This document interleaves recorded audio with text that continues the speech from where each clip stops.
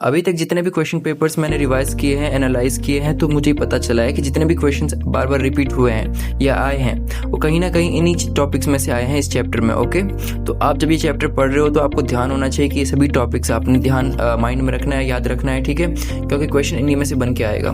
तो देखो कौन कौन से टॉपिक है हमारे पास इस चैप्टर में से। देखो जो क्वेश्चन है वो बैलेंसिंग केमिकल इक्वेशन से रिलेटेड आते हैं, ठीक है, मतलब आपको केमिकल इक्वेशन प्रोवाइड की होगी, आपको बैलेंस करना होगा, ठीक है, ये शायद आपको पता भी होगा। और law of conservation of mass के बारे में भी पूछा जाता है।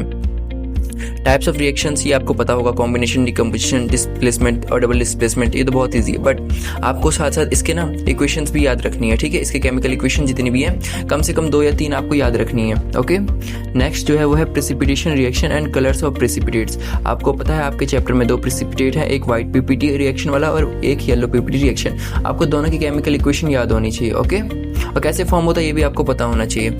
नेक्स्ट जो टॉपिक है वो है displacement reaction and activity series. Maximum time जो एग्जाम्स में पूछे जाते हैं वो डिस्प्लेसमेंट रिएक्शन के ही केमिकल इक्वेशन पूछे जाते हैं, ठीक है, तो आप थोड़ा इसको ज़्यादा अच्छे से पढ़ लेना। ओके, और आपको ये भी ध्यान रखना है कि कौन सा मेटल किस मेटल को डिस्प्लेस कर रहा है।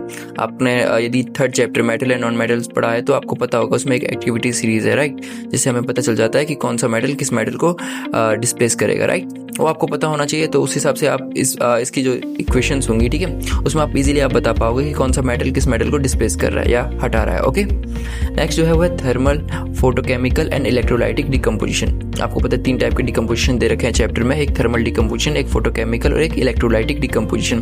तीनों के बारे में आपको पता होना चाहिए, तीनों की आपको रिएक्शंस पता होनी चाहिए, ठीक है, ये आप अच्छे से याद कर लेना। नेक्स्ट है एक्सोथर्मिक वर्सेस एंडोथर्मिक और इसके एग्जाम्पल्स। आपको दोनों पता होना चाहिए, ठीक है, और इनके एग्जाम्पल्स भी आपको याद रखने हैं। व्हाट इज इलेक्ट्रोलाइसिस, इलेक्ट्रोलाइसिस के बारे में पता होना चाहिए। ओके, चैप्टर्स के जितने भी नोट्स मैं प्रोवाइड करता हूँ वो मैं टेलीग्राम चैनल पर प्रोवाइड कर देता हूँ, तो आप वहाँ से उसको फ्रीली ग्रैब कर सकते हो। ओके, अदरवाइज आप मेरे को इंस्टाग्राम पे भी डीएम करोगे तो मैं आपको डायरेक्ट लिंक या फिर डायरेक्ट पीडीएफ ही प्रोवाइड कर दूंगा। ओके, आपको वीडियो थोड़ी भी इन्फॉर्मेटिव लगती है तो आप चैनल को सब्सक्राइब कर सकते हो, लाइक कर सकते हो वीडियो को, और अपने ट्यूशन ग्रुप या स्कूल ग्रुप में इस वीडियो को सेंड कर सकते हो। ओके।